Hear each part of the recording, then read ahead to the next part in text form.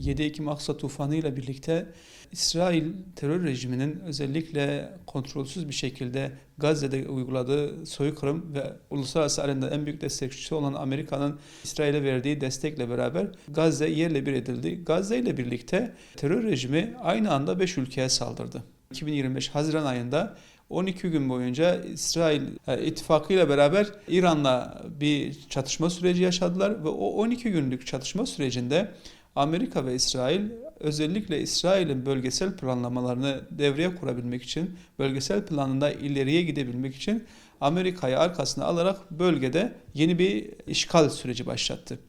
Yani aslında son bir aydır Trump'ın açıklamaları, yani Trump'ın öngörülemez dış politika ve açıklamalarına binaen bir şekilde işgal başlatılacak, bir şekilde saldırılı olacağı beklenirken aslında Cenevre'de yapılan görüşmeler, akabinde Viyana'da yapılması beklenen görüşmeler bir nebze de olsa yani masada bu iş hallolunur mu gibi soruları aklına getirirken bir yandan işte cumartesi sabah saatlerinde işte Trump'ın Amerika'nın özellikle Basra Körfezi'ne, Hürmüz Boğazı'na indirdikleri gemilerle ve Körfez ülkelerindeki üsleriyle yaptığı saldırılar aslında hem Amerika'nın hem de terör rejimi İsrail'in öngörülemez politikalarının ve güvenilemez politikalarının ortada olduğu anlaşılmış oldu.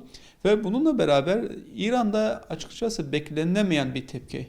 Yani 12 gün savaşında İran'ı analiz edenler hem Türkiye'de hem de uluslararası alanda analiz edenler hatta bazı analistler İran'ın envanterlerine kadar İran'ın işte askeri gücü, füze gücü, işte hipersonik füzeler, balistik füze gücünü analiz ettiklerinin aslında çok doğru ve isabetli olmadığını net bir şekilde görmüş olduk. Çünkü İran hem Amerika ve İsrail'in hem de uluslararası devletlerin beklemediği bir şekilde karşı bir tepki gösterdi ve o karşı tepki bugün 4. gününde olmasına rağmen bugün Trump'ın basın açıklaması sonrasındaki hali aslında o psikolojik yılgınlığı artık kamuoyuna karşı ne tür söylemler geliştireceğine dair bir çıkmaza girdi. Bunu net bir şekilde ifade ediyor. İsrail bölgesel planlarını, bölgesel emellerini gerçekleştirebilmek için Amerika'yı bu savaşa sürükledi. Çünkü Amerika'dan iç kamuoyunda yani İran'a herhangi bir müdahaleyi destekleyenlerin oranı %20'ler ve 25'lerde.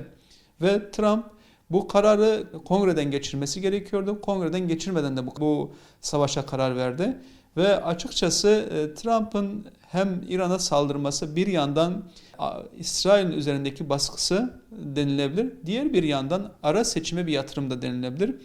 Trump İran'ı çok hızlı bir şekilde yıldırabileceğini ve acil bir şekilde rejim değişikliğine gidebileceğini öngörürken aslında İran gibi kadim bir topluluk ve son 47 yıllık zaman zarfında bu anlamda çok ciddi hazırlıkları olan birçok yönüyle aslında o Haziran ayındaki o 12 gün savaşlarının kamuoyunu aslında dünya kamuoyunda bir yanılmaya sevk ettiğini net bir şekilde görebiliriz. Ve İran'ın bu karşı saldırısı açıkçası şu an hem terör rejimi tarafından ve hem Amerika tarafından çok ciddi bir şok etkisi oluşturduğunu net bir şekilde ifade edebiliriz. Trump, Epstein meselesiyle beraber özellikle Amerika kamuoyunda çok ciddi anlamda bir prestij kaybına yol açtı. Yani açıkçası Trump bazı açıklamalarında önümüzdeki ara seçimde yenilebileceğini, görevden alınabileceğini, kaybedebileceğine dair sinyaller verdi. Ki Epstein meselesi yani 3 milyonun üzerinde belge yayınlanmış olmasına rağmen çok ciddi işte fotoğraflar 18 bin fotoğrafın yayınlanmasına rağmen sanki Trump'la ilgili olan kısımlar sansürlenmiş bir şekilde yayınlanmış. Ve bu sansürlenen kısımlar elbette ki yani bu organizasyonun bir şekilde Siyonist rejime dayandığına dair deliller var. Çok net bir şekilde ki Jeffrey Epstein'in Mossad ile ilişkileri var. İşte Ehud Barak'la ilişkileri var. Dolayısıyla bunu Trump ve Amerika'daki bazı klikler üzerinde çok ciddi bir baskı politikasına dönüştürüldüğü ve bu baskı politikalarının doğal olarak Siyonist rejimin emellerine alet edildiği, yani Siyonist rejimin emellerini yerine getirmeye çalıştığına da net ifade edebiliriz. Ve bugün Trump açıkçası bölgemizde yani İslam coğrafyasında ve İran saldırısı da dahil tamamen Siyonist rejimin vekaletini yerine getiriyor. Yani tamamen Netanyahu'nun savaş çığırtkanlığı, bununla birlikte Amerika'da Cumhuriyetçilerin içerisindeki Yahudi lobisinin oluşturduğu enformasyona karşı, yani Yahudi lobisi çok ciddi anlamda Trump'a savaşı teşvik etti ve işte Graham Lindsay gibi bunların başını çeken, sözcülüğünü yapan kişiler bir şekilde Trump'ın İran'ı vurmasını, İran'ın sözde tırnak içerisinde özgürleştirilmesini, sizin zamanı geldiğini ifade etmesiyle beraber aslında öngörülen senaryo şu an ne yazık ki yürürlükte. Yani şu an Amerika ve İsrail bir şekilde İran'ı vuruyor. Fakat burada öngörülemeyen şey, hani bu işin ne kadar sürebildiği. Ve şu an öngörülemeyen ikinci bir nokta, İran'ın aslında elinde bulunan işte hipersonik ve de uzun menzilli füzelerin varlığı. Bugün İran Dışişleri Bakanlığı sözcülerinden bir açıklama geldi. Yani Amerika'nın ve İsrail'in vurduğu özellikle rampalar veya depoların büyük bir çoğunluğu maket depolar.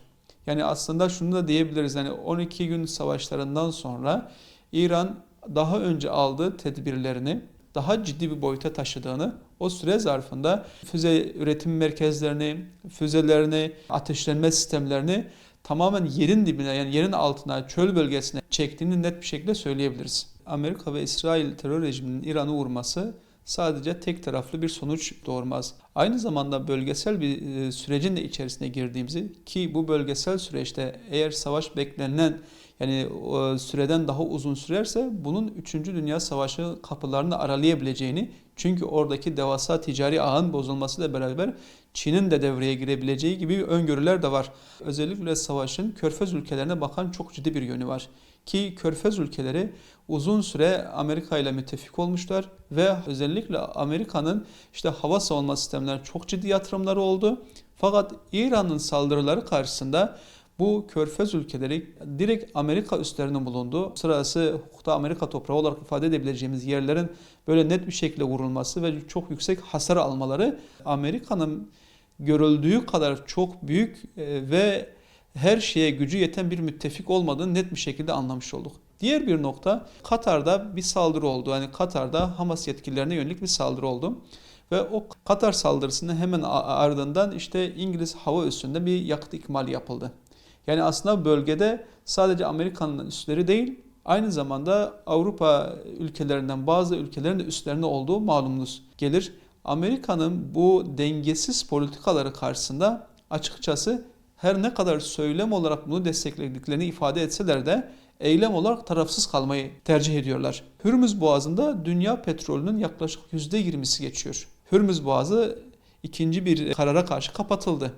Ve bu kapatılmayla beraber dünya petrollerine çok ciddi artış oldu. Bu süreç uzarsa dünya ticareti, dünya ekonomisi çok ciddi anlamda etkilenecektir. Körfez ülkeleri bundan çok ciddi anlamda etkilenecektir. Peki Körfez ülkeleri bu etkilenmeyi Amerika üzerine bir baskıya dönüştürebilecek mi? Yani bugün Körfez ülkelerinin Amerika'nın hoşnut olmadıkları politikaları karşısında bir irade gösteremediğini de net bir şekilde ifade edebiliriz. Yani aslında Siyonist işgal rejimi ve Amerika bölgede birçok ülkeyi işgal ve neo-işgal yöntemleriyle kendi elinde tutarken, aslında İran'ı da bu anlamda rejim değişikliğiyle beraber bir manda yönetimi tayin etmek, ardından bölgeyi kendilerine göre dizayn etmek. Aslında ana hedef bu. Bölge ülkeleriyle beraber görünen şey şu ki, ne yazık ki İslam coğrafyasında iradi olarak hür ve bağımsızların az olduğunu net bir şekilde görebiliyoruz. Ki İran'ı sindirmede ana nedenlerinden bir tanesi bu. Diğer ana nedenlerinden biri de sözde işte Siyonist işgal rejiminin güvenliğini sağlamak. Ve bugün Orta Doğu diye ifade edilen, siyasal alanda ifade edilen İslam coğrafyasının tamamında Amerika'nın ana hedefi işgal rejimi bu bölgenin karakolu haline getirmek. Ve tamamen hiç çözülemeyecek bir şekilde bir kangren gibi, bir ur gibi bu bölgeye tamamen yerleştirebilmek.